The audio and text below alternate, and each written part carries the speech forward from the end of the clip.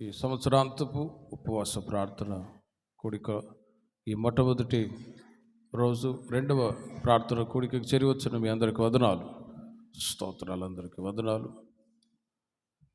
ఈ ఉపవాస ప్రార్థనల ముఖ్య ఉద్దేశం ఒకటి, ఈ సంవత్సరం అంతా దేవుడు చేసిన మేళ్లను తలంచుకొని కృతజ్ఞతాస్తుతులు చెల్లించడం. అది చాలా ప్రాముఖ్యమైనది. దేవుడు చేసిన మేళ్లలో మనం ఎప్పుడు కూడా వాటిని మర్చిపోకూడదు. కనుక సంవత్సరాంతంలో ఒకటి, దేవుడు చేసిన మేళ్లన్నీ తలంచుకొని స్తుతిస్తూ ప్రభునామాన్ని కనపరచడం ఒకటి. రెండవది, మనల్ని మనమే శుద్ధీకరించుకొని వాక్యపు వెలుగులో మనల్ని మనమే సరిచేసుకొని ఓ నూతన సృష్టిగా మారాలనే ఉద్దేశం చేత వాక్యపు వెలుగులో మనల్ని సరిచేసుకొని మంచి మనస్సాక్షితో జీవించినప్పుడు రాబోయే 2025 సంవత్సరంలో మీ జీవితాల్లో, మీ పిల్లల జీవితాల్లో, మీ కుటుంబంలో నూతనమైన కార్యాలు నా దేవుడు చేయుదురుగాక. ఈ రెండు ఉద్దేశాల కొరకై ఈ ఉపవాస ప్రార్థనలు ఏర్పాటు చేయబడ్డాయి. బైబిల్లో కొన్ని మాటలు మనం చదువుకొని మరలా ప్రార్థన చేసుకుందాం. సమూయేలు మొదటి గ్రంథం 30వ అధ్యాయం మొదటి 3 వాక్యాలని మనం చదివినట్లయితే, దావీదును, నేను చదువుతాను, మీరు ఆలకించండి. దావీదును అతని జనులను 3వ దినమందు సిక్లాగునకు వచ్చిరి. అంతలో అమాలేకీయులు దండెత్తి దక్షిణ దేశం మీదికి సిక్లాగు మీదను పడి కొట్టి దానిని తగులబెట్టి గనులనేమి అల్పులనేమి అందులోనున్న ఆడువారందరినీ చెరపట్టుకొని చంపక వారిని తీసుకొని వెళ్ళిపోయి ఉండిరి. దావీదును అతని జనులను పట్టణమునకు వచ్చి అది కాల్చబడి ఉంటయు తమ భార్యలను, కుమారులను, కుమార్తెలను చెరలోనికి కొనిపోబడి ఉండుటయు చూచి ఇక ఏడ్చుటకు శక్తి లేకపోనంతగా బిగ్గరగా ఏడ్చిరి. యెజ్రెయేలు రాలైన అహీనోయాము, కర్మేలియుడైన నాబాలు భార్య అయిన అబిగయిలు అను దావీదు 2 భార్యలను చెరలోనికి కొనిపోబడగ చూచి. చదువుబడిన ఈ వాక్య భాగంలో ఆ అధ్యాయంలో చాలా ప్రాముఖ్యమైనటువంటి విషయాలు మనం ధ్యానిస్తూ ఉన్నాం. బైబిల్లో వ్రాయబడ్డ ప్రతి మాట యుగాంతమందున్న మనకు బుద్ధి కలుగుటికి వ్రాయబడ్డాయి. కాబట్టి క్రొత్త నిబంధన కాలానికి టాలీ చేస్తూ, కంపేర్ చేస్తూ దేవుని యొక్క వాక్యాన్ని మనం ధ్యానించాలి. గతంలో కూడా చెప్పాను, బైబిల్ అర్థం అవ్వాలి అంటే 10 కాలాల గురించి తెలిసి ఉంటేనే బైబిల్ అర్థమవుతుంది. కనుకనే బైబిల్లో పాత నిబంధన కాలంలో రాయబడ్డ ప్రతి మాట క్రొత్త నిబంధన కాలానికి కంపేర్ చేస్తూ ధ్యానించినప్పుడు మన ఆత్మీయ జీవితాలు బలపరచబడునుగాక. అక్కడ దావీదు అతని యొక్క అనుచరులు వాళ్ళు దావీదు అతని జనులను 3వ దినమందు సిక్లాగునకు వచ్చారు. ఆ సమయంలో అమాలేకీయులు దండెత్తి దక్షిణ దేశం మీదకి సిక్లాగు మీద పడినట్లుగా మనం చదువుతూ ఉన్నాం. దావీదు దేవుని చేత ఆశీర్వదించబడ్డవాడు, గొర్రెల కాపరిగా ఉన్న వ్యక్తి, ఇశ్రాయేలు ప్రజలకు రాజుగా అభిషేకించబడ్డాడు. రాజుగా అభిషేకించబడ్డ ఆ ప్రారంభ దినాల్లో బాగానే ఉన్నది. కానీ రోజులు గడిచే కొలది ఆయన జీవితాల్లో యుద్ధాలు, ఆ తర్వాత ఇంట బయట సమస్యలు, పోరాటాలు ఎదుర్కొంటూ ఉన్నాడు. అలాంటి పరిస్థితుల్లో దావీదు ప్రభు దగ్గర ఎక్కువగా ప్రార్థించడం, స్తుతించడం, ఈ 2 కార్యాలు ఎక్కువగా చేసేవాడు. ఎక్కువగా ప్రార్థించేవాడు. రెండవది, దేవుని యొక్క వాక్యాలని ధ్యానించేవాడు. ఆ తర్వాత దేవుని ఎదుట పర్ఫెక్ట్గా, పరిశుద్ధంగా జీవించడానికి ఆశపడుతూ ఉండే వ్యక్తి. దావీదు దేవుని చేత ఆశీర్వదించబడి ఉన్నతమైన స్థితిలో వర్ధిల్లుచు ఉన్నప్పుడు యుద్ధాలు వచ్చాయి. ఆయన రాజుగా ఉండి కూడా దేవుని యొక్క సన్నిధిని, ప్రార్థనని, దేవుని యొక్క వాక్యాన్ని చాలా ఎక్కువగా ప్రేమించేవాడు. రాజు ఉన్నవాడు లోక సంబంధమైన కార్యాలకి చోటిచ్చి లోకస్తుడిగా జీవించాలి అనుకోలేదు. కానీ దేవుడన్నా, మందిరమన్నా, దేవుని గురించినటువంటి ఆసక్తి దావీదు జీవితంలో భక్షిస్తూ ఉండేది. కనుకనే ఎక్కడికి వెళ్ళినా తాను ప్రార్థించేవాడు, స్తుతించేవాడు, దైవభక్తి కలిగి నడిపించబడుతూ ఉండేవాడు. దావీదు అతని యొక్క అనుచరులు ఓసారి సిక్లాగునకు వచ్చారు. అక్కడ తమ భార్య పిల్లలు ఉన్నారు, గుడారాలు వేసుకొని నివాసం చేస్తూ ఉన్నారు. మరొకవైపు శత్రువులు ఇశ్రాయేలు ప్రజల్ని ఎక్కడ దొరికితే వాళ్ళని చంపేద్దామా అని ఎదురు చూస్తూ ఉండేవాళ్ళు. వాళ్ళలో ముఖ్యంగా అమాలేకీయులు. దేవుడు కూడా ఆయా సందర్భాల్లో చెప్తూ ఉండేవాడు, అమాలేకీయులు వారి సంతతి నిర్మూలం అవ్వాలి, వాళ్ళు ఉండకూడదు. ఎందుకంటే అమాలేకీయులు ఇశ్రాయేలు ప్రజలు ఎక్కడైతే గుడారాలు వేసుకొని నివాసం చేస్తూ ఉంటారో అక్కడ వెళ్ళి వాళ్ళని దాడి చేసి, యుద్ధం చేసి చంపడం, చెరసాల్లో తీసుకొని వెళ్ళిపోవడం, ఇలా ఇబ్బంది పెట్టే ఒక గుణం కలిగిన వాళ్ళు ఈ అమాలేకీయులు, శత్రువులు. కనుకనే గతంలో కూడా దేవుడు మోషేతో చెప్పేవాడు, అమాలేకీయులు వారు నిర్మూలం అవ్వాలి అని. కాబట్టి ఇశ్రాయేలు ప్రజలు, దావీదు ఉన్నారు, దావీదుతో కొంతమంది బలాఢ్యులు కూడా ఉన్నారు. వారు సిక్లాగునకు వచ్చినప్పుడు అక్కడ తమ భార్య పిల్లలు గుడారాల్లో నివాసం చేస్తూ ఉండగా దావీదు అతని యొక్క అనుచరులు ఆ సమయంలో లేకపోయాడు. వెంటనే శత్రువులు పొంచివేసుకున్న వాళ్ళు సిక్లాగులో దావీదు, అతని యొక్క భార్య పిల్లలు, ఇంకా అతనితో ఉన్న బలాఢ్యుల యొక్క భార్య పిల్లలు గుడారాల్లో ఉన్నారు అని ఎరిగి అక్కడ వాళ్ళు దాడి చేసి, ప్రియమైన వారలారా, 3 కార్యాలు చేసినట్లుగా మనం చూస్తూ ఉన్నాం. అమాలేకీయులు దండెత్తి దక్షిణ దేశం మీదకి సిక్లాగు మీద పడి కొట్టి దానిని తగులబెట్టి, ప్రియమైన వారలారా, ఇప్పుడు చదివిన 5 వాక్యాల్లో 3 విషయాలు ఉన్నాయి. ఒకటి, తగులబెట్టారు. రెండవది, చెరపట్టుకొని పోయారు. మూడవది, చెరలోనికి తీసుకొని పోయారు. తగులబెట్టారు, రెండవది చెరపట్టుకొని పోయారు, చెరలోనికి తీసుకొని పోయారు. బైబిల్ని మనం చదువుకుంటూ వెళ్తూ ఉంటాం, కానీ లోతుగా ఒక్కొక్క వాక్యాన్ని ధ్యానించినప్పుడు చాలా ఆత్మీయ విషయాలు మనం నేర్చుకుంటాం. ప్రియమైన వారలారా, ఆశీర్వాదకరంగా క్షేమకరంగా ఉన్నప్పుడు సాతానుగాడు ఎవరిని మృంగుతున్నా అని వెతుకుతూ తిరుగుతూ ఉంటాడు. అయితే కొరింథీ సంఘానికి పౌలు గారు చెప్తారు, మీరు సాతాను తంత్రములను ఎరుగని వారు కారు, మీరు ఎరిగి ఉన్నారు. దేవుని ప్రజలైన దావీదు, అతని యొక్క అనుచరులు, తమ భార్య పిల్లలు సురక్షితంగా క్షేమంగా ఉన్న సమయంలో సడన్గా శత్రువులు వచ్చి దండెత్తి వాళ్ళ మీద పడ్డారు. శత్రువు వాళ్ళు చేసిన 3 కార్యాలు ఉన్నాయి. తగులబెట్టారు, చెరపట్టుకొని పోయారు, చెరలోనికి తీసుకొని వెళ్ళిపోయారు. ఆత్మీయంగా ఈ మాటలు మీకు తెలియచేస్తాను. రక్షించబడి బాప్తిసం తీసుకొని సంఘ సహవాసంలో మీరు కూడా భక్తిగా, నీతిగా, ఆత్మీయతలో అభివృద్ధి చెందుతూ క్షేమాన్ని మీరు వెతుక్కుంటూ వెళ్తున్న సమయంలో సడన్గా సాతాను కూడా ఆయా సమయాలలో మిమ్మల్ని ఇబ్బంది పెడుతూ ఉండవచ్చు. ఈ సంవత్సరంలో అలాంటి ఇబ్బందులు మీరు ఎదుర్కొని ఉండవచ్చు. కానీ ఈ సంవత్సరాంతంలో ఈ ఉపవాస ప్రార్థన కూడిక ద్వారా మీకు ఎదురైన ప్రతికూల పరిస్థితులన్నీ కూడా కనుమరుగవునుగాక. సాతానుడు వెతుకుతూ తిరుగుతూ ఉంటాడు, ఎవరిని మృంగుదునా అని. కానీ దేవుడు తన ప్రజల పక్షమై ఉండి ఎల్లప్పుడూ మేలే చేస్తూ ఉంటాడు. మీరు గమనించండి, వాళ్ళు సిక్లాగులో కూడి ఉండగా శత్రువులు దండెత్తి వచ్చి వాళ్ళ జీవితాల్లో నష్టాన్ని కలగజేశాడు. ఆశీర్వాదాలు, సంతోషము, క్షేమము ఒకవైపు, మరొకవైపు నష్టాలు, సమస్యలు, ఇవి కూడా జీవన యాత్రలు ఎదురవుతూనే ఉంటాయి. లోతుగా వాక్యాన్ని మనం ధ్యానించినప్పుడు దేవుడు, యేసుక్రీస్తు వారు మనకు మేలు చేయాలని కోరుకుంటూ ఉంటారు.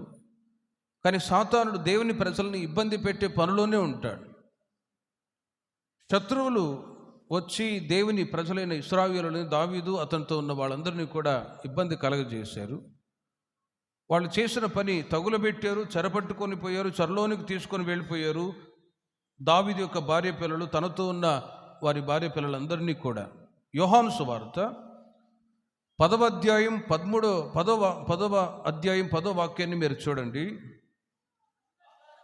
దొంగతనమును, హత్యను, నాశనము చేయుటకు వచ్చును గాని మరి దేనికిని రాడు. గొర్రెలకు జీవం కలుగుటకును, అది సమృద్ధిగా కలుగుటకును నేను వచ్చితనని మీతో నిశ్చయముగా చెప్పుచున్నాను. గమనించండి, శత్రువులు దావీదు అతనితో ఉన్న వాళ్ళ జీవితాల్లో 3 కార్యాలు నష్టాన్ని కలగజేశాయి. కృత నిబంధన కాలంలో యేసుక్రీస్తు వారు చెప్తున్నారు, దొంగ ఎవరా దొంగ? సాతానుగాడు. సెటిల్మెంట్ దొంగలు అనుకున్నారు, వాళ్ళు మామూలుగా ఉంటారులేండి. కానీ ఇక్కడ దొంగ ఎవడంటే సాతానుగాడే. దొంగ దొంగతనమును, హత్యను, నాశనము చేస్తాడు. 3 కార్యాలు. దొంగతనము, హత్య, నాశనము చేయుటకు వచ్చును కానీ యేసుక్రీస్తు మనకు మంచి కాపరై ఉండగా గొర్రెలకు జీవము కలుగుటకును అది సమృద్ధిగా కలుగుటకును నేను వచ్చితునని మీతో నిశ్చయముగా చెప్పుచూ ఉన్నాను. హల్లెలూయా.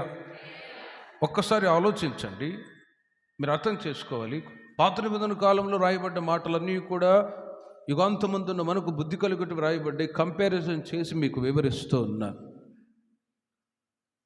సాతానుగాడు ఎవరిని హత్య చేద్దామా, ఇబ్బంది కలగజేద్దామా అని ఎదురు చూస్తూ ఉంటాడు. కానీ గుడ్ షెపర్డ్ యేసుక్రీస్తు మనకు జీవాన్ని కలగజేశాడు, మనకు క్షేమాన్ని కలగజేస్తూ ఉన్నారు, మన పిల్లలకు క్షేమాన్ని కలగజేస్తూ ఉన్నారు. ఇలాంటి పరిస్థితుల్లో దేవుని ప్రజలైన మనము కొన్నిసార్లు నష్టాన్ని అనుభవించటానికి దాని వెనుక కొన్ని కారణాలు కూడా ఉంటాయి. దావీదు ఎప్పుడు శత్రువుల చేతుల్లో చిక్కి తాను ఇబ్బంది పడ్డవాడు కాదు. ఓ సందర్భాన సౌలు దావీదును చంపాలని వెతుక్కొని వస్తే దావీదు చేతికే సౌలు దొరికాడండి. ఆ సమయంలో దావీదు అంటాడు, యెహోవా చేత అభిషేకించబడ్డ సౌలుని నేను చంపను అన్నాడు. శత్రువుల చేతికి దావీదు దొరకడం కాదు, కానీ దావీదు చేతికే శత్రువుగా ఉన్న చంపటానికి వచ్చిన సౌలే దొరికిపోయాడు. మరి ఈ సందర్భంలో అమాలేకీయులు వచ్చి తమ భార్య పిల్లలందరినీ కూడా చెరగొని తీసుకొని వెళ్ళిపోయారు, చెరపట్టుకొని పోయారు. అక్కడ వాళ్ళు నివాసం చేస్తున్న గుడారాలన్నింటినీ కూడా తగులబెట్టారు. అంటే మరి ఇంతటి నష్టం జరగటానికి కారణాలు ఏంటి? ఆయా సందర్భాల్లో మీరు ఆలోచిస్తూ ఉంటారు.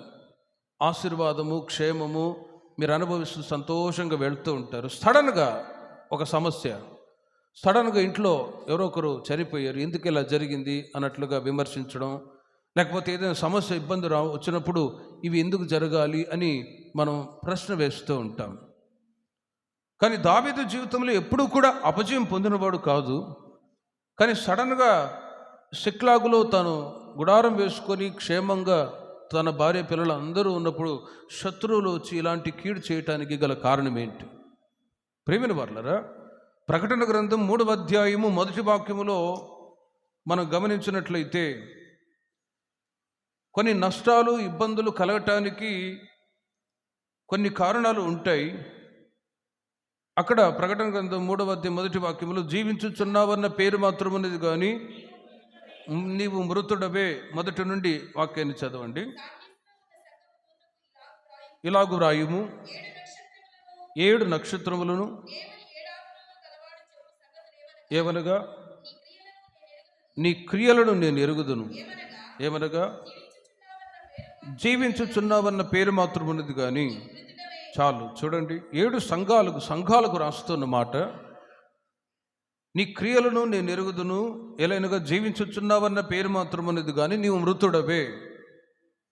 దేవుని ప్రజలు ఆశీర్వదించబడుతూ ఉన్నారు, క్షేమాన్ని చూడాలని బయలుదేరి వెళుతూ ఉన్నారు. ఎక్కడ అపజయాలు, ఫెయిల్యూర్స్ జీవితంలో కలగకుండా సుఖ సంతోషాలతో కొనసాగుతున్న సమయంలో సడన్గా నష్టాలు రావటానికి గల కారణం ఏంటంటే ప్రభువుని, దేవుణ్ణి మర్చిపోయి లోక సంబంధమైన కార్యాలు జీవితంలో చోటు ఇచ్చినప్పుడే ఇలాంటి ఇబ్బందులు ఎదురవుతాయి.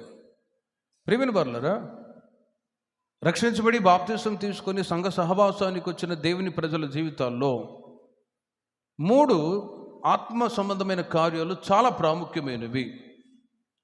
అవి దావీదు తన జీవితంలో అనుసరిస్తూ ఉండేవాడు.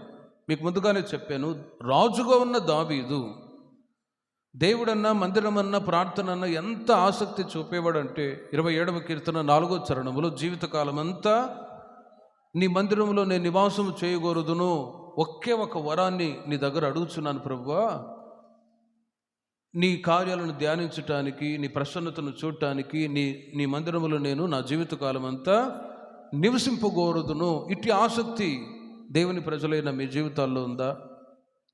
ఆయన ఎవరైనా సేవకుడు చెప్తే ఆ మాట అనుకోవచ్చు, కానీ హీజ్ ఎ కింగ్. ఇశ్రాయేలు ప్రజలకు రాజు ఉన్నవాడు, రాజుగా ఉన్న వ్యక్తికి ఎంతటి బిజీ కార్యక్రమాలు ఉంటాయో ఆలోచించండి. రాజకీయ నాయకులు ఉన్నారు, సీఎం పిఎం ఉన్నారు. వాళ్ళ షెడ్యూల్డ్, వాళ్ళ కార్యక్రమాలు చూస్తే అక్కడికి వెళ్ళాలి, ఇక్కడికి వెళ్ళాలి, అక్కడ ప్రతిష్టలు ఉంటాయి, ఇక్కడ కార్యక్రమాలు ఉంటాయి, ఇక్కడ బిర్యానీ కొట్టు ఓపెన్ చేయాలి, అక్కడ రమ్మన్నారు, ఇక్కడ రమ్మన్నారు, ఎన్నో కార్యక్రమాలు ఉంటాయి. మరి అంత బిజీగా ఉన్న వ్యక్తి దేవుణ్ణి, మందిరాన్ని ఎంతగా ప్రేమిస్తున్నాడంటే ఒక్కసారి ఆలోచించండి. డివైన్ జీల్, ఆత్మ సంబంధమైన ఆసక్తి దావీదు జీవితంలో రగులుచూ ఉన్నది. హల్లెలూయా. తనకున్న కార్యక్రమాలన్నీ కూడా ప్రక్కన పెట్టి జీవితకాలం అంతా నీ మందిరములు నివాసం చేయగోరుచున్నాను అని దైవాసక్తితో ఎంత ఆసక్తి కలిగి ఉన్నాడు మీరు ఆలోచించి చూడండి. అలాంటి ఆసక్తి కలిగిన వ్యక్తి సడన్గా ఇలాంటి నష్టాలు పొందటానికి గల కారణాలు కూడా ఉంటాయి. దావీదు జీవితాన్ని మనం లోతుగా పరిశీలించి గమనించినట్లయితే ఆయన ఒకటి దేవుని యొక్క వాక్యాన్ని ఎక్కువగా ప్రేమించేవాడు. అందుకే మొదటి కీర్తనలు మనం చదివాం, నీ ధర్మశాస్త్రాన్ని ధ్యానించేవాడు ధన్యుడు అని ఆ మొట్టమొదటి కీర్తనల్లోనే ప్రారంభించబడింది. వాక్యమన్నా, దేవుని యొక్క ఆజ్ఞలు, కట్టడాలు, ధర్మశాస్త్రం అన్న దావీదుకు ఎంతో ప్రేమ. రెండవది ప్రార్థనా జీవితం. దినమునకు నేను 7 మార్లు దేవుని స్తుతించెదను అని అంటాడు కీర్తనలు. అడవుల్లో, కొండల్లో, గుహల్లో దాక్కొని తాను ప్రార్థించేవాడు ప్రతిసారి శత్రువులు తనను వెంటాడుతున్న సమయంలో. మూడవది, సొలొమోను చిక్కులు పెట్టి పాపంలో పడ్డా కూడా నాతాను ప్రవక్త ద్వారా గద్దించబడి మరలా తన జీవితాన్ని రెన్యూ చేసుకున్నవాడు, పరిశుద్ధపరుచుకున్నవాడు. దేవుని ప్రజల జీవితాల్లో 3 శ్రేష్టమైన సుగుణాలు దేవుని ప్రజలైన మనం కలిగి ఉందముగాక. అవి సాతానుగాడు ఏం చేస్తున్నాడంటే తగులబెట్టాడు, చెరపట్టుకొని పోయాడు, చెరలోనికి తీసుకొని వెళ్ళిపోతూ ఉన్నాడు. భౌతికంగా నష్టాలు కలుగుతూ ఉంటాయి. కంపేర్ చేసి మీకు చెప్తున్నాను, మీరు ఆలోచించండి. కొన్నిసార్లు నష్టాలు కలుగుతాయి. సరే, సడన్గా పంట నష్టం కలిగింది, సరే మరలా దేవుడు ఇస్తాడులే అని మరలా సంతోషంగా ఉండవచ్చు. ఏదైనా నష్టాలు కలిగాయి, ఇబ్బందులు వచ్చాయి ఫైనాన్షియల్గా, వాటిని మరలా పొందుకోవచ్చు. కానీ స్పిరిచువల్గా ఆత్మ సంబంధమైన కార్యాలని పొందాలి అంటే మరలా మన జీవితాల్లో వాటిని మరలా కొనసాగింపు చేసుకోవాలంటే ఈ ఉపవాస ప్రార్థనల ద్వారానే సాధ్యమవునుగాక. భౌతికంగా నష్టాలు ఎదురయ్యాయి, తమ భార్య పిల్లలు చెరగొనిపోయారు, గుడారాలు శత్రువులు తగులబెట్టారు. కానీ ప్రేమిని వర్లరా, మునుపమితో చెప్పినట్లుగా దొంగతనమును, హత్యను, నాశనము చేయటానికి వస్తూ ఉన్నాడు. భౌతికంగా గుడారాలు తగలబెట్టి నష్టపడ్డా మరల పొందుకోవచ్చు. ఆత్మీయంగా మీతో చెప్తున్నాను, దేవుని ప్రజల జీవితాల్లో ఒకటి నష్టం కాకుండా ఉండాలి అంటే దేవుని యొక్క వాక్యం. దేవుని యొక్క వాక్యాన్ని దేవుని ప్రజలైన మీరు చదివి ధ్యానించి ఆ విధంగా మనం జీవించదము గాక. బైబిల్ రీడింగ్, దేవుని యొక్క వాక్యాన్ని చదవడం, ధ్యానించడం, ఇది చాలా ప్రాముఖ్యమైన అనుభవం అండి, చాలా ప్రాముఖ్యమైన అనుభవం. దినమునకు ఖచ్చితంగా ఒక విశ్వాసి 2 అధ్యాయాలు చదవాలి, ఒక సేవకులైతే 5 అధ్యాయాలు చదవాలి. ఈ సంవత్సరం అంతా మీరు ఏ విధంగా ప్రభుతో సహవాసం కలిగి ఉన్నారో ఆలోచించండి. దేవుని యొక్క వాక్యాన్ని చదువుతూ ఉన్నారా, ధ్యానిస్తూ ఉన్నారా? ఒకవేళ లేకపోతే తీర్మానం చేయండి, నెక్స్ట్ 2025 సంవత్సరంలో ఖచ్చితంగా ప్రభువా నేను వాక్యాన్ని చదువుతాను, హల్లెలూయా, వాక్యాన్ని ధ్యానిస్తాను. ఆ విధంగా చేశారనుకోండి, మొదటి కీర్తనలో మనం చదివినట్లుగా మీరు చేయునదంతయు కూడా నా దేవుడు సఫలము చేయునుగాక. దేవుని యొక్క ధర్మశాస్త్రాన్ని ధ్యానిస్తూ ఎవ్రీ టైం. నాకు తెలిసిన ఒక బ్యాంక్ మేనేజర్ ఉన్నారు, ఆయన అంటారు, అన్న నేను డ్యూటీలో ఉన్నా కూడా నేను మేనేజర్ని కాబట్టి నేను ప్రక్కన ఎవరు డిస్టర్బ్ చేయరు, నేను వాక్యాలు పాటలు వింటూ ఉంటాను అంటాడు. అంటే దేవునితో ఉంటున్న కనెక్షన్ ఎప్పుడు కూడా కట్ అవ్వకుండా, పనిలో ఉన్నా, ఇంట్లో ఉన్నా, ఎక్కడ ఉన్నా కూడా వాక్యాలు ధ్యానించడం, పాటలు పెట్టుకోవడం, ఇవి తన అలవాటుగా ఉంటుంది అని అంటాడు. రెండవది ప్రేమిన వర్లరా, ప్రార్థనా జీవితం. ఒకటి దేవుని యొక్క వాక్యాన్ని ధ్యానించడం, ఆ విధంగా నడిపించబడడం ద్వారా. రెండవది మీరు పరిశుద్ధంగా జీవించటానికి నా దేవుడు సహాయం చేయనుగాక. వాక్యాలు, ఉపదేశాలు మీరు విని వెళ్ళిపోవటానికి కాదు, కానీ మనం ఆ విధంగా నడవటానికే బోధింపబడ్డాయి. కాబట్టి వాక్యం దేవుని ప్రజల జీవితాలలో, మీ జీవితాల్లో ఎంతగా మీ హృదయాలు భద్రపరచబడి ఉంటుందో అంతగా మీరు పరిశుద్ధంగా జీవించడానికి నా దేవుడు సహాయం చేయుదురుగాక. మూడవది ప్రార్థన, ప్రేయర్ లైఫ్. ఒకటి వాక్యము, రెండవది వాక్యానుసారంగా జీవించడం ద్వారా కలిగే పరిశుద్ధమైన జీవితము, మూడవది ప్రార్థన జీవితము. ఈ మూడు చాలా ఇంపార్టెంట్. ప్రార్థన చేసేవాడు పాపం చేయడు, పాపం చేసేవాడు ప్రార్థన చేయుడు. ఒక్కసారి ఆలోచించండి. ఇవి దేవుని ప్రజల జీవితాల్లో ప్రాముఖ్యమైన కార్యాలు. మీరు భౌతికంగా మాకు ఆస్తి ఉంది, ఇల్లు ఉన్నాయి, పొలం ఉన్నాయి, బ్యాంకులో బ్యాలెన్స్ ఉన్నాయి అని భౌతికంగా ఎన్నో చెప్పవచ్చు. అవి మనం ఈ లోకంలో ఉన్నంత వరకు పనికొస్తాయి, వాటి ద్వారా మేలే కలుగుతుంది అనుకోవచ్చు. కానీ ఇవి ఆత్మ సంబంధమైన ఈ కార్యాలు చాలా ప్రాముఖ్యమైనవి. కాబట్టి సాతానుగాడు ఒకవేళ వీటిని తగులబెట్టాడేమో, చెరపట్టుకొని పోయాడేమో, చెరలోనికి తీసుకొని వెళ్ళిపోయాడేమో. ఈ మూడు కార్యాలన్నీ కూడా మరలా ఈ ఉపవాస ప్రార్థనలో తీర్మానంతో పొందుకొందుముగాక. ప్రభువా, నీ వాక్యాన్ని చదువుతాను, పరిశుద్ధంగా జీవిస్తాను, ప్రార్థనా జీవితం కలిగి ఉంటాను అని మీరు ఎప్పుడైతే తీర్మానం చేస్తారో నిశ్చయముగా ఆత్మ సంబంధమైన ఈ కార్యాలను బట్టి రాబోయే 2025 సంవత్సరంలో నూతనమైన కార్యాలు దేవుడు చేయుదురుగాక. ఇవి లేకుండా భౌతికమైన మేలులు పొంది ఒకవేళ జీవించుచున్నట్లయితే వాక్యం చెప్తుంది, జీవించుచున్నావన్న పేరు మాత్రమనేది కానీ నీవు మృతుడవే. ఈ మాటలో ఉన్న ఆంతర్యం ఏంటో తెలుసునా? భౌతికంగా అన్ని ఆశీర్వాదాలు ఉన్నాయి, కానీ స్పిరిచువల్ లైఫ్లో ప్రార్థనా జీవితం, దేవుని యొక్క వాక్యాన్ని ధ్యానించడం, పరిశుద్ధంగా జీవించడం, ఈ మూడు అనుభవాలు లేకపోతే జీవించుచున్నావన్న పేరు మాత్రం ఉన్నది కానీ మృతుడవే. గనుకనే ప్రేమిల వారలారా, నష్టాలు రావటానికి కొన్ని రీజన్స్ ఉంటాయి.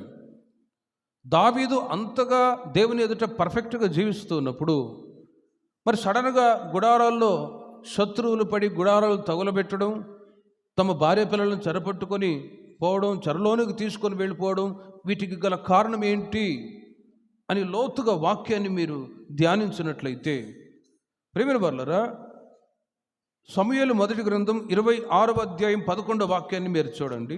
సమూయేలు మొదటి గ్రంథం 26వ అధ్యాయం 11వ వాక్యం.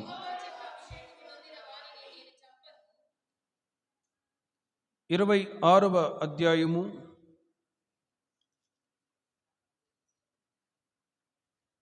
27వ అధ్యాయం మొదటి వాక్యాన్ని మీరు చూడండి.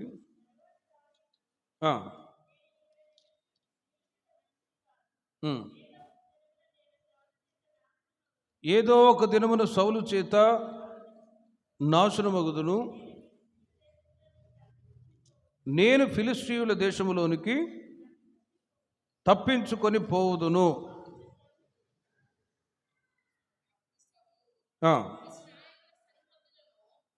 ఆ మాట ఓకే. ఎన్నో రెఫరెన్స్ అది? 27:1. ఓకే, ఇప్పుడు చదవండి. తర్వాత దావీదు, ఇక్కడ నిలుచుట మంచిది కాదు, ఏదో ఒక దినమున నేను సౌలు చేత నాశనమగుదును. చూడండి, నేను ఫిలిష్తీయుల దేశంలోనికి తప్పించుకొని పోదును. అప్పుడు సౌలు ఇశ్రాయేలు సరిహద్దులలో నన్ను వెదుకుట మానుకొనుడు గనుక నేను అతని చేతిలో నుండి, చూడండి, తప్పించుకొందును అనుకుని లేచి 600 మందితో ప్రయాణమై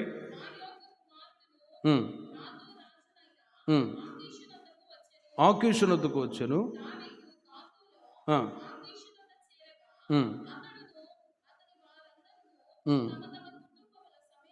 తమ తమ కుటుంబముల సమేతముగా కాపురం ఉండిరి. చూడండి, అక్కడ మీరు గమనించినట్లయితే ఆ 3 వాక్యాల్లో 27వ అధ్యాయము మొదటి 3 వాక్యాలు మీరు జాగ్రత్తగా ఆలోచించి చూడండి. సౌలు దావీదుని చంపటానికి వెతికి వస్తూ ఉన్నాడు, ఎక్కడ దొరికితే అక్కడ చంపేద్దామా అని. కానీ మునుపు వాక్యాన్ని చదివినట్లుగా ఒకసారి దావీదు చేతికే సౌలు దొరికిపోయాడు. కాబట్టి సౌలు తనని చంపుతాడనే భయముతో ఇక్కడ మనం చదివినట్లుగా మీరు ఒక్క మాట అక్కడ చూడండి. ఇశ్రాయేలుల సరిహద్దులలో నన్ను వెదకుట మానుకొనును గనుక. ఆ మాట చాలా ప్రాముఖ్యమైంది. సౌలు వెతికి వస్తున్నాడు, ఎక్కడ దొరికితే అక్కడ చంపేద్దామా, ఈట విసురుదామా అని. కానీ దావీదు అతనితో ఉన్న వాళ్ళందరూ కూడా ఎక్కడున్నారు? ఇశ్రాయేలుల సరిహద్దుల్లో ఉన్నారు. ఇశ్రాయేలుల సరిహద్దుల్లో అంటే యెరూషలేము పట్టణంలో సురక్షితమైన ప్రదేశంలో ఉన్నవాళ్ళు. కానీ ఈ ఇశ్రాయేలు సరిహద్దుల్లో ఒకవేళ ఉంటే సౌలు వచ్చి మమ్మల్ని చంపేస్తాడేమో అని భయపడి, ఎవరికి భయపడి? సౌలుకు భయపడి. చూడండి, సౌలుకు భయపడి ఇశ్రాయేలు సరిహద్దుల్లో ఉండకుండా ఎక్కడికి వచ్చాడు? గాతు రాజు అయిన ఆకీషు వద్దకు వచ్చాడు. లోతుగా వాక్యాలు మీరు ధ్యానించినట్లయితే, దేవుని ప్రజలైన మనము, మన కుటుంబస్తులందరూ కూడా మనం ఎక్కడ ఉండవలసిన వాళ్ళము అంటే యెరూషలేము యొక్క సరిహద్దుల్లో ఉండవలసిన వాళ్ళమై ఉన్నాం. హల్లెలూయా. మీకు అర్థమయ్యేటట్లు ఇంకా కొన్ని విషయాలు చెప్తాను. ఇశ్రాయేలు సరిహద్దుల్లో ఉండవలసిన వాళ్ళు, ఎప్పుడైతే ఇశ్రాయేలు సరిహద్దుల్లో ఉంటామో అప్పుడే మనకు క్షేమం కలుగునుగాక. 91వ కీర్తన మొదటి చరణాన్ని మీరు గమనిస్తే, మహోన్నతుని చాటున నివసించువాడే సర్వశక్తి నీడని విశ్రమించువాడు. మహోన్నతుని చాటున నివసించడం, ఇశ్రాయేలు సరిహద్దుల్లో ఉండడము అంటే సురక్షితమైన రెక్కల నీడలో ఉండడము అని అర్థం. మీకు ఇంకా అర్థం అవ్వాలంటే, యెరూషలేము పట్టణం ఉంది. ఆ పట్టణాన్ని, చిన్న పట్టణాన్ని నాశనం చేయటానికి అరబ్ కంట్రీస్, చుట్టుప్రక్కల దేశాలు అన్నీ కూడా ఎంత క్రియ చేస్తున్నారో ఈ రోజుల్లో. యుద్ధాలు జరుగుతూ ఉన్నాయి. ఆ యెరూషలేము పట్టణాన్ని నాశనం చేయాలి, అక్కడ యేసుక్రీస్తు సమాధి, ఇంకా అక్కడ ఉన్నటువంటి గుర్తుగా ఉన్నటువంటి వాటన్నిటిని నాశనం చేయాలి, ఆ పట్టణం నిర్మూలమైపోవాలి అని ఇప్పటి వరకు కూడా యుద్ధాలు జరుగుతున్నవి ఆ పట్టణానికి విరోధంగా. కానీ ఆ చిన్న పట్టణానికి విరోధంగా శత్రువులు ఎన్ని బాంబు దాడులు చేసినా ఏ ఒక్కరూ కూడా నష్టాన్ని కలగజేయట్లేదు. ప్రతిగా వాళ్ళే నష్టపోతూ ఉన్నారు. హల్లెలూయా. చూడండి, ఆ చిన్న పట్టణం, అది దేవుడు ఎన్నుకున్న పట్టణం. అందుకే యేసు గారు కూడా ప్రార్థనలో ఒక విన్నపం ఖచ్చితంగా చేయమని చెప్పేవాడు. ఏంటంటే, యెరూషలేమా నీ క్షేమాన్ని కోరువారు వర్ధిల్లుదురు అని కీర్తనలు రాయబడ్డట్టుగా ఖచ్చితంగా మన ప్రార్థనలో, మీ ప్రార్థనలో యెరూషలేము పట్టణం కొరకు మీరు ప్రార్థన చేయుదురుగాక. ఆ పట్టణం యొక్క క్షేమం కొరకు ప్రార్థించినప్పుడు మనము వర్ధిల్లి క్షేమంగా ఉంటాము. యేసు గారు ఖచ్చితంగా విన్నపం చేయమనేవాడు. ఎందుకంటే ఆ పట్టణంలో క్రీస్తు జన్మించారు. ఆ పట్టణాన్ని నాశనం చేయాలని శత్రువులు ఎంతో క్రియ చేస్తూ ఉన్నా కూడా ఏ ఒక్కరు కూడా ఆ పట్టణానికి విరోధంగా క్రియ చేయడానికి బదులుగా వాళ్ళే నష్టపోతూ ఉన్నారు. ఆ పట్టణం బలమైన దేశముగా ఉన్నది. ఇశ్రాయేలు సరిహద్దుల్లో ఉంటున్న వాళ్ళందరూ కూడా క్షేమంగానే ఉంటూ ఉన్నారు. దేవుని ప్రజలైన మనము కూడా దేవునితో, దేవుని మందిరముతో, దైవ సేవకులకు సహవాసములో, భక్తిలో, నీతిలో ఉన్నంత వరకు మనము క్షేమంగానే ఉంటాం. అయితే మహోన్నతుని యొక్క చాటున ఉండకుండా, రెక్కల చాటున ఉండకుండా దాటి వెళ్ళినప్పుడే ఇబ్బందులు వస్తూ ఉంటాయి. అందుకే యోబు గ్రంథం 1వ అధ్యాయం 10వ వాక్యములో దేవుడు యోబు కుటుంబాన్ని కంచెవేసి కాపాడుతూ ఉన్నాడు. 1వ అధ్యాయం 10వ వాక్యం, నీవు అతనికిని, అతని ఇంటి వారికిని, అతనికి కలిగిన సమస్తమునకును నీవు కంచె వేసితివు కదా. ప్రేమిని వర్ల నీ మాటను బట్టి చెప్తున్నా, నీ సంవత్సరం అంతా దేవుడు మీ కుటుంబాలని, మీ పిల్లల్ని, మీకు కలిగిన ఆస్తికి యావత్తు ఆయన కంచె వేసి కాపాడి ఉన్నారు. రాబోయే 2025 సంవత్సరంలో కూడా కంచె వేసి నా దేవుడు కాపుదల దయచేదురుగాక. కంచె కొట్టువానిని పాము కరుచును. కంచె లేకపోతే ఇబ్బందులు వస్తాయి. కంచె లేకపోతే పాములు, తేళ్లు లోపలికి వస్తాయి. ఆ ప్రొటెక్షన్, కాపుదల, కంచె దేవుడు మీ కుటుంబాల చుట్టూ వేసి ఉన్నారు. యెరూషలేము యొక్క సరిహద్దుల్లో ఉన్నంత వరకు మనకు ఏ కీడు కలుగదు. మహోన్నతుని యొక్క చాటున ఆయన రెక్కల నీడలో ఉన్నంత వరకు మనకు ఏమీ కీడు కలగదు. అందుకే ప్రతిసారి దేవుని యొక్క మందిరాన్ని వెతికి రావడం, ప్రార్థించడం, దేవుని యొక్క వాక్యాన్ని చదవడం, ఈ దైవభక్తికి సంబంధించిన కార్యక్రమాల్లో మీరు ఉన్నంత వరకు ఏ కీడు కలగకుండా యోబు కుటుంబాన్ని కంచె వేసినట్లు నా దేవుడు మీకు కంచె వేసి కాపుదల దయచేదురుగాక. ఇశ్రాయేలు సరిహద్దుల్లో ఉండటం మంచిది కాదు, ఇక్కడ ఉంటే సౌలు వచ్చి చంపేస్తాడని సౌలుకు భయపడి ఎక్కడికి వెళ్ళాడండి? సౌలుకు భయపడి ఆకీషు రాజున వద్దకు వెళ్ళాడు. సరే, అక్కడైనా క్షేమాన్ని పొందుకుంటారా అంటే అక్కడ కూడా లేదు. 21వ అధ్యాయం 10వ వాక్యం నుండి మీరు చూడండి. అక్కడికి వెళ్ళి చూడండి, దావీదు సౌలునకు భయపడినందున ఆ దినమున లేచి పారిపోయి గాతు రాజైన ఆకీషు వద్దకు వచ్చాడు. ఆ సమయంలో ఏం జరిగింది? ఆకీషు, నేను మీకు వివరిస్తున్నా, మీరు చూడండి. అక్కడ ఆకీషు సేవకులు ఈ దావీదు ఆ దేశపు రాజు కాడ వారు నాట్యమాడుచు గాన ప్రతిగానములు చేయుచు, సౌలు 1000 కొలది, దావీదు 10,000 కొలది జనులను హతము చేసెను అని చెప్పి పాడినది ఈ దావీదు గురించి కదా అని రాజుతో మాట్లాడగా, దావీదు అనుకున్నాడు, గాతురాజైన ఈ ఆకీషుకు కూడా నేను ఎవరో తెలియదు, సౌలుకు భయపడి ఇప్పుడు గాతురాజైన ఆకీషు దగ్గరకు వచ్చి షెల్టర్, ఒక ప్రొటెక్షన్, కాపుదల కొరకు ఇక్కడికి వచ్చి దాక్కుంటే తనతో ఉన్న సేవకులందరూ అన్నారు, ఇదిగో ఈయన గురించే కదా దావీదు 10,000 కొలది 10,000 కొలది, సౌలు 1000 కొలది మందిని చంపాడని కొంతమంది స్త్రీలు ప్రతిగానాలు చేస్తూ వచ్చారు కదా, ఈ దావీదు గురించే కదా అన్నారు. వెంటనే దావీదుకు భయం వేసి, దావీదు ఈ మాటలు తన మనసులో ఉంచుకొని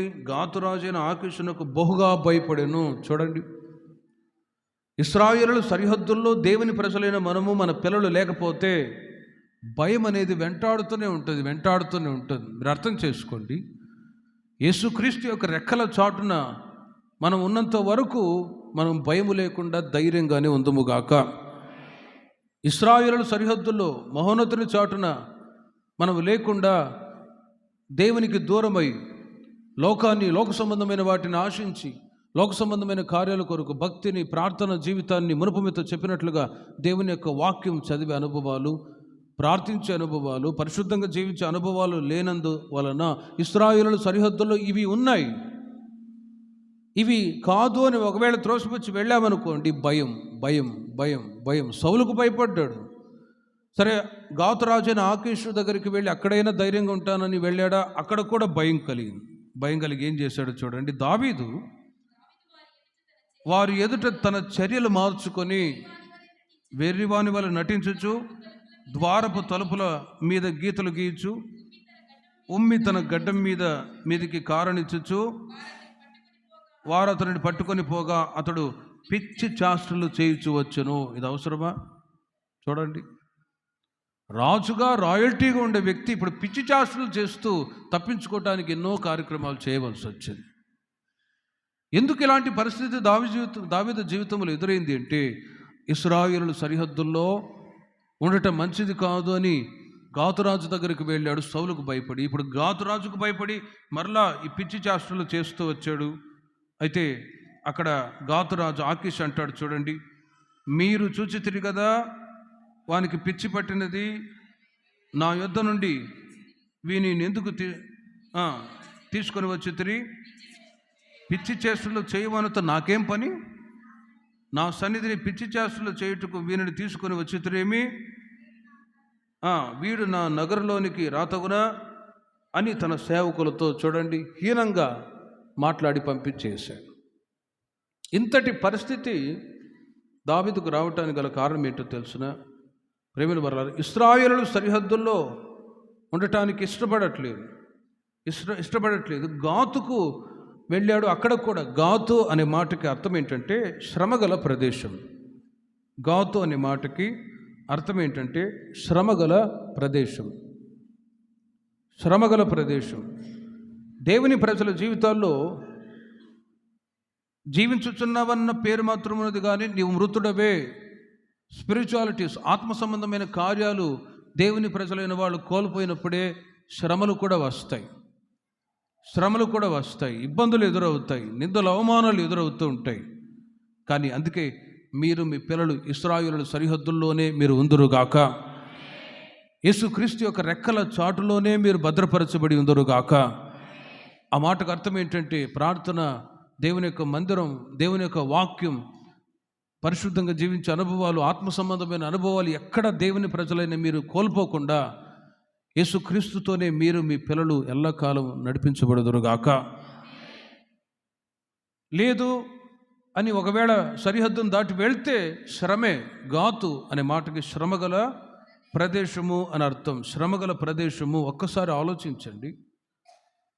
దేవుని ప్రజలైన మీరు ఆశీర్వాదకరం కొనసాగుతూ ఉన్నప్పుడు, ఇశ్రాయేలు సరిహద్దుల్లో ఉండాలని కోరుకుంటూ ఉన్నప్పుడు, మరి స్వంత ఆలోచన అనేది జీవితాల్లో నష్టాన్ని తెచ్చిపెడుతూ ఉంటుంది. అందుకే ఇర్మియా గ్రంథం 17వ అధ్యాయం 9వ వాక్యాన్ని మీరు గమనించినట్లయితే, 17వ అధ్యాయం 9వ వాక్యంలో, హృదయం అన్నిటికంటే మోసకరమైనది, అది ఘోరమైన వ్యాధి కలది, దాన్ని గ్రహింపగలవాడెవడు?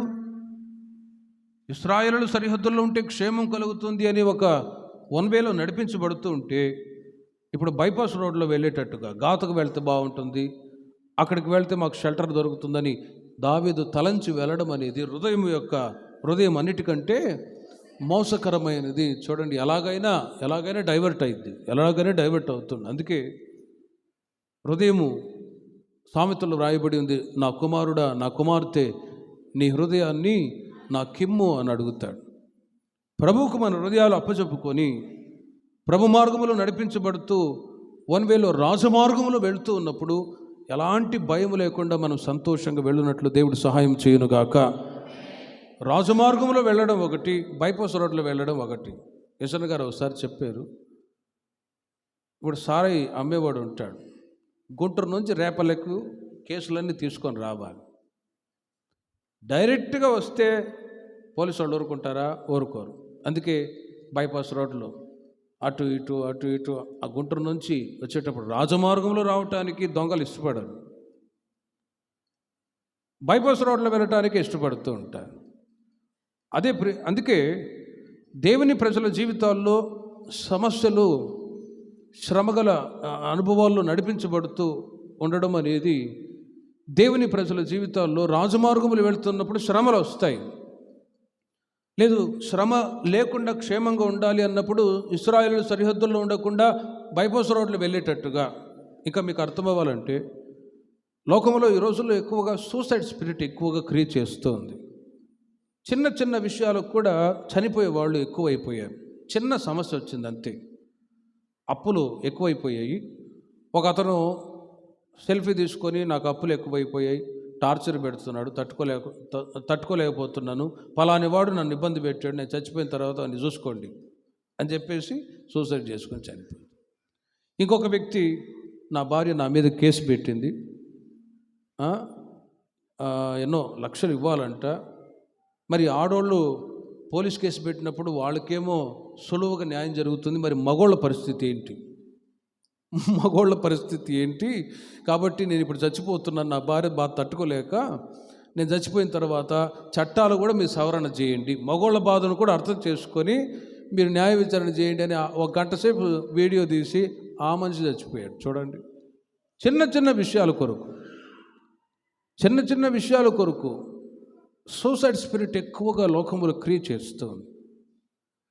వీటికి గల కారణం ఏంటంటే శ్రమ ఎదురైనప్పుడు మనిషి వాటిని తట్టుకోలేని పరిస్థితుల్లో, వాటిని సహించలేని పరిస్థితుల్లో, ఎదుర్కోలేని పరిస్థితుల్లో మరణమే శరణం అనుకుంటూ ఉన్నాడు.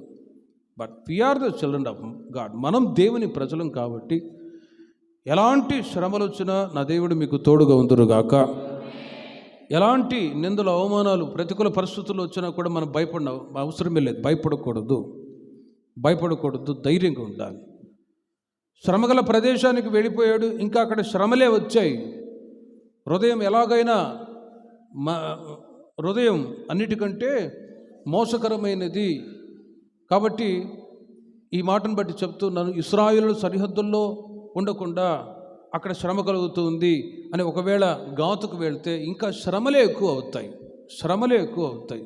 మనం రాజమార్గంలో వెళ్ళేవాళ్ళం కాబట్టి ఖచ్చితంగా శ్రమలు ఉంటాయి. అయినా కూడా రాజులకు రాజు, ప్రభువులకు ప్రభు అయిన యేసయ్య వాటన్నిటి నుండి దేవుడు విడుదల దయచేయుదురుగాక. హల్లెలూయా. హెబ్రీయులకు రాసిన పత్రిక ఒక ఉదాహరణ మీకు చెప్తాను. 11వ అధ్యాయము 24వ వాక్యము నుండి మీరు చూడండి. మోషే గురించి రాయబడిన మాట. మోషే పెద్దవాడైనప్పుడు విశ్వాసమును బట్టి ఐగుప్తు ధనము కంటే క్రీస్తు విషయమైన నింద గొప్ప భాగ్యమని ఎంచి, చూడండి, అల్పకాల పాపభోగము అనుభవించట కంటే దేవుని ప్రజలతో శ్రమ అనుభవించటం మేలని యోచించి ఫరో కుమార్తె యొక్క కుమారుడిని అనిపించుకున్నట్టుకు ఒప్పుకొనలేదు. ఎలైనగా అతడు ప్రతిఫలముగా కలుగుబో బహుమానమందు దృష్టి ఉంచెను. ఉదాహరణ మోషే గురించి చెప్తున్నాను. ఇశ్రాయేలు సరిహద్దుల్లో లేకుండా గాతు దేశానికి వెళితే అక్కడ క్షేమం కలుగుతుంది అంటే, శ్రమ కలుగుతుంది అని దేవునితో ఉంటున్న సహవాసాన్ని విడిచిపెట్టి గాతు శ్రమగల ప్రదేశానికి వెళ్ళి అందులో చిక్కుకొనకుండా, బైబిల్లో మోషే గురించి మనం చదువుతున్నాం. మోషే పెద్దవాడైనప్పుడు, మోషే ఆయన ఒక హెబ్రీయుడు, కానీ చిన్న వయసులో ఆనాడు మగపిల్లల్ని చంపమని ఆజ్ఞాపిస్తే మోషే వాళ్ళ తల్లి ఓ జమ్ము పెట్టెలో ఆ బాలుడుగా ఉన్న మోషేని నైల్ నదిలో వదిలేసి, అక్కడ స్నానం చేయడానికి వచ్చినటువంటి ఫరో కుమార్తె చూసి ఆ జమ్ము పెట్టెని తీసుకొచ్చి ఆ జమ్ము పెట్టెలో మోషే ఉంటే తనతో ఉన్న దాది ఆ మోషే బాలుడుగా ఉన్న మోషే వాళ్ళ అక్కని పిలిచి ఇదిగో దాదిని తీసుకొచ్చి వీడిని పెంచు. చిన్న వయసు నుండి ఫరో కుమార్తె యొక్క కుమారుడు అని ఈ మోషే పెంచబడ్డాడు. ఐగుప్తులో సకల విద్యలన్నీ కూడా చిన్న వయసు నుండి నేర్చుకున్నాడు. కానీ మోషే పెద్దవాడైనప్పుడు ఒక 16-18 సంవత్సరాలు దాటిన తర్వాత 20 సంవత్సరాలు రాగానే మోషే పెద్దవాడైనప్పుడు తనకు ఒక అవగాహన వచ్చింది. నేను ఫరో కుమార్తె యొక్క కుమారుడను కాను, నా తల్లి హెబ్రీయురాలు, నేను హెబ్రీయుడను. నేను ఫరో కుమార్తె యొక్క కుమారుడని పిలువబడ్డానే కానీ నేను ఐగుప్తుకు సంబంధించిన వ్యక్తిని కాదు, హెబ్రీయుడను. మరి నా ప్రజలు ఇశ్రాయేలులు ఐగుప్తులో బానిసలుగా ఉన్నారు, వీరి ఇబ్బందుల్లో నేను వీరిని చూస్తూ ఉండడం మంచిది కాదు, వీళ్ళని విడుదల చేయాలి అన్నట్లుగా నా ప్రజలు అనే ఒక ఆ ప్రేమతో, ప్రేమిన వారలారా ఒక్కసారి ఆలోచించండి. ఫరో కుమార్తె యొక్క కుమారుడు అని అనిపించుకున్నట్టుకు ఒప్పుకొనలేదు. ఇప్పుడు వారిని విడిపించి వారితో పాటు శ్రమ అనుభవించడానికి ఇష్టపడ్డాడు.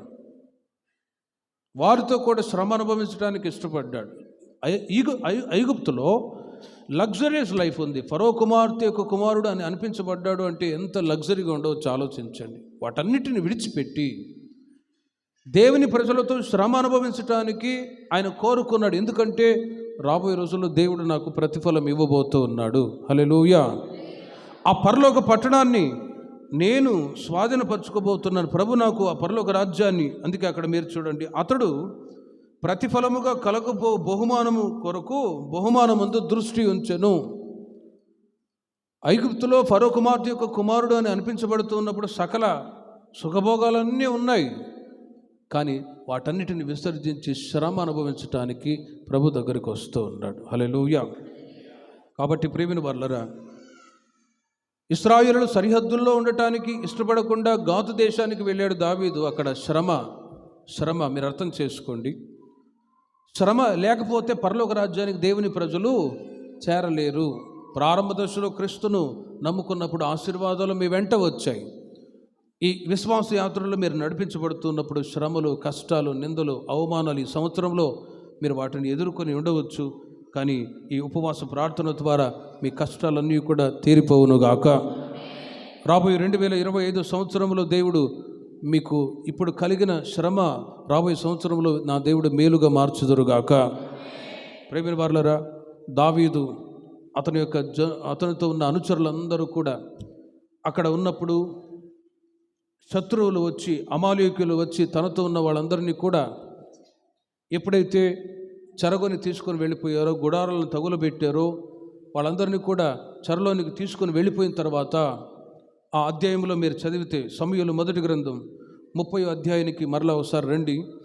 అక్కడ దావీదు అతనితో ఉన్న అనుచరులందరూ కూడా దావీదు మీద కోపముతో, నీ వల్లే మా భార్య పిల్లలు కూడా చెరగొని పోయారని చెప్పి భయంకరంగా కోపంతో రాళ్ళు రువి చంపాలి అని రాళ్ళు విసిరబోతూ ఉన్నారు. అలాంటి ప్రతికూల పరిస్థితుల్లో దావీదు చేసిన 3 పనులు మీకు చెప్తాను. ఇప్పుడు ఆ 3 కార్యాలు మనం చేయగలిగితే నిశ్చయముగా రాబోయే 2025 సంవత్సరంలో దేవుడు క్షేమాన్ని దయచేయుదురుగాక. ప్రతికూల పరిస్థితి దావీదు అతనితో ఉన్న అనుచరులందరూ కూడా చంపాలని రాళ్ళు రువి ఎదురవుతూ ఉన్నారు. కానీ ఇలాంటి పరిస్థితుల్లో దావీదు చేసిన మొట్టమొదటి పని ఏంటో తెలుసిన? సమూయేలు మొదటి గ్రంథం 30వ అధ్యాయం 6వ వాక్యాన్ని చూడండి. దావీదు బహుగా మిక్కిలి దుఃఖపడెను, తమ తమ కుమారులను బట్టి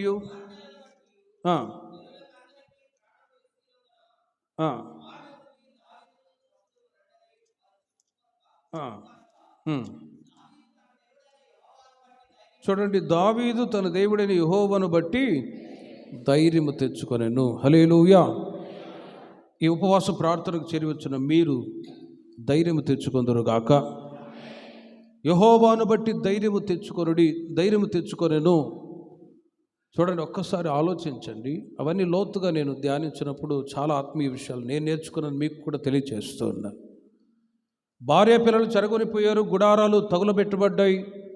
ఇలాంటి పరిస్థితుల్లో తనతో ఉన్న వాళ్ళు కోపంతో దావీదు నీ వల్లే అని చెప్పి వాళ్ళు కూడా అర్థం చేసుకోకుండా చంపాలని రాళ్ళు రువ్వుతూ ఉన్నారు. కానీ దావీదు యెహోవాను బట్టి ధైర్యం తెచ్చుకొనెను. ఈ సంవత్సరంలో మీరు కూడా కొన్ని ప్రతికూల పరిస్థితులు ఎదుర్కొని ఉండవచ్చు. కానీ మీరు కూడా యెహోవాను బట్టి ధైర్యం తెచ్చుకొందురుగాక. లోకములో మీకు శ్రమ కలుగును. యోహాను సువార్త 16వ అధ్యాయము 33వ వాక్యములో నా యందు మీకు సమాధానం కలుగునట్లు ఈ మాటలు మీకు తెలియచేస్తూ ఉన్నాను. లోకములో మీకు శ్రమ కలుగును, అయినను ధైర్యం తెచ్చుకొనుడి, నేను లోకమును జయించి ఉన్నాను అని యేసుక్రీస్తు వారు చెప్పినట్లుగా ఒకవేళ దుఃఖముతో అసమాధానంతో బలహీనత మధ్యలో వచ్చి ఉంటే మీరు ధైర్యం తెచ్చుకొందురుగాక. సమస్యలు వస్తాయి, ధైర్యం తెచ్చుకునే అనుభవం చాలా మంచిదండి. లోకములో చాలామందికి ధైర్యము లేనందువలననే సాతాను చేతుల్లో పడిపోతూ ఉన్నారు. కానీ మీరు మీ పిల్లలు ప్రతిసారి in the presence of God, దేవుని సన్నిధిలో ఎల్లప్పుడూ ధైర్యం తెచ్చుకొని మీకు ఎదురయ్యే ప్రతి సమస్య తొలగిపోయేంత వరకు ఎడతెగక ప్రార్థన చేయుదురుగాక. ఒకటి, ధైర్యం తెచ్చుకున్నాడు. రెండవది, సమూయేలు మొదటి గ్రంథం 30వ అధ్యాయం 8వ వాక్యం. రెండవది, యెహోవా యొద్ద విచారణ చేశాడు. చదవండి. నేను ఈ దండును తరిమిన ఎడల దాన్ని కలుసుకుందునా అని యెహోవా యొద్ద దావీదు విచారణ చేయగా. చూడండి, తరుము, నిశ్చయముగా వారిని కలుసుకొని తప్పక నీ వారందరినీ దక్కించుకొందువని సెలవిచ్చను.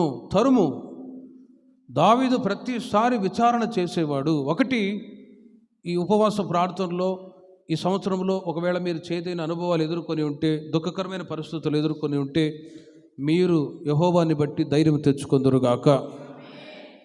ఏ విషయంలో మీరు ఫెయిల్యూర్ అయ్యారో, ఏ విషయంలో బలహీనపడ్డారో, రాబోయే 2025 సంవత్సరంలో దేవుడు మీకు క్షేమాన్ని దయచేయుదురుగాక. రెండవది, విచారణ చేయాలి. విచారణ చేయడం అంటే ప్రార్థించడము. దావీదు ప్రతిసారి దేవుని యొద్ద విచారణ చేస్తూ ఉండేవాడు. ఎందుకంటే అంతకు మునుపు ఇశ్రాయేలు ప్రజలకు రాజుగా ఉన్న దావీదు విచారణ చేయడం అంతంత మాత్రమే ఉండేది. అంటే దేవుని యొద్ద ప్రార్థించడం అంతంత మాత్రమే ఉండేది. సౌలు ఇశ్రాయేలు ప్రజలకు మొట్టమొదటి రాజుగా అభిషేకించబడ్డాడు. ప్రారంభ దశలో వైరాగ్యం, ప్రారంభ దశలో యుద్ధంలో జయం పొంది ప్రభు చెప్పిన మాట ప్రతి మాట అనుసరించి నడిపించబడుతూ ఉండేవాడు. ప్రతి మాటకి విధేయత చూపి నడిపించబడుతూ ఉండేవాడు. ప్రారంభ దశలో సౌలును చూచి వీడు మాకు రాజుగా ఉండబోతున్నాడా అని ఆయన్ని చూసి అపహాస్యం చేసి నవ్వినప్పుడు సౌలు చెవిటివాడైనట్టు అలాగే ఉండిపోయాడు. ఎవరి గురించి మాట్లాడుతున్నారు మీరు అని మౌనం ఉండిపోయాడు. అంటే ఎవరు ఎన్ని అపహాస్యం చేసి మాట్లాడుతున్నా వాటిని పట్టించుకోకుండా చెవిటివాడైనట్టుగా మౌనంగా ఉండిపోయాడు. ప్రభు నన్ను ఏర్పరచుకున్నాడు, మీరు ఎన్ని మాటలు మాట్లాడినా నాకు అనవసరమని చెవిటివాడైనట్టు మౌనంగా ఉండిపోయాడు. ప్రార్థన జీవితం కలిగాడు, క్రొత్త మనసు వచ్చింది, ఎప్పుడు విజయం పొందుతూ వచ్చాడు. సడన్గా ఓసారి శత్రువులు గిల్బో పర్వతం ముందు యుద్ధం చేయటానికి రాబోతూ ఉన్నారు. ఆ సమయంలో ప్రేమిన వర్లరా, అప్పటికే సౌలు దేవుని అభిషేకాన్ని కోల్పోయాడు. దావీదును చంపాలని విషపు చూపు కలిగినందువలన విచారణ చేస్తూ ఉన్నాడు. ఏఫోదును ధరించి, ప్రభువా రేపటి రోజున యుద్ధానికి వెళ్ళబోతున్నాను, శత్రువులతో నేను పోరాడి జయించగలనా, నేను నాకున్న 3 కుమారులు యుద్ధానికి వెళ్తున్నాం, యుద్ధంలో జయం కలుగుతుందా అని విచారణ చేస్తే దెర్ ఇస్ నో ఆన్సర్. విచారణ చేసినా కూడా జవాబు కలగట్లేదు. దానికి బదులుగా ఏం చేశాడు తెలుసునా? ఒక బురకా కొన్నాడు. ఒక బురకా కొని ఊరి వెలుపల కర్ణపిశాచులు ఉంటారు చూడండి, అక్కడికి వెళ్ళాడు బురకా వేసుకుంటే ఎవరు కనబడదు, ఆడ తెలియదు, మగ తెలియదు. బురకా కొన్నాడు. బురకా వేసుకొని వెళ్ళిపోయి కర్ణపిశాచి ఇంటి దగ్గరికి వెళ్ళి తలుపు కొట్టాడు. ఆ కర్ణపిశాచి మంత్రగత్తె తలుపు తీయగా బురకా నల్లగా, కౌనబే అని అడిగి, కంపారిజన్ చెప్తున్నాను, ఇమాజిన్ చేసుకొని. బురకా వేసుకొని వెళితే ఎవరు తెలియదు కదా, కోనతం అని ఉండవచ్చు. మే సౌల్ రాజాం. ఆయన బురకా తీస్తే సౌలు, వామ్మో రాజుగారు, రాజా నువ్వే కదా కర్ణపిశాచి మంత్రగత్తెల్ని గారడి చేసే వాళ్ళందరినీ కూడా నువ్వు రాజుగా అభిషేకించబడ్డ ప్రారంభ దశలు వెలియేసిన వాడు నువ్వే కదా, నువ్వు నా దగ్గరికి రావడం ఏంటి, నీకో దండం, నన్నేం చేయబాకు అని బ్రతిమలాడుతోంది. నేనేం చేయను, కానీ చనిపోయిన సమూయేలుని నీ మంత్రశక్తుల ద్వారా బయటికి రప్పించమన్నాడు. డబ్బు తీసుకున్నది చనిపోయిన సమూయేలు సమాధుల్లో ఉన్న ఆ వ్యక్తిని మరలా తన మెజిషియన్ తన మంత్రశక్తుల చేత బయటికి రప్పించింది. వీటిని ఆలోచిస్తూ ఉన్నప్పుడు మంత్రశక్తులు ఉన్నాయా అంటే ఉన్నాయి, కానీ యేసయ్య గొప్పవాడు. హల్లెలూయా. మంత్రశక్తులు తంత్రశక్తులు ఉన్నాయి గతంలో నేను చదువుకునేటప్పుడు నమ్మేవాడిని కాదు. సేవకు వచ్చిన తర్వాత అర్థమైంది ఉన్నాయి, కానీ అవి దేవుని ప్రజలకు విరోధంగా కీడు చేయనేరవు. ఆమేన్. కొన్నిసార్లు కొందరు అప్పుడప్పుడు అంటూ ఉంటారు, చేతబడి చేశారేమో, అది చేశారేమో, ఇది చేశారేమో. ఏముండదండి.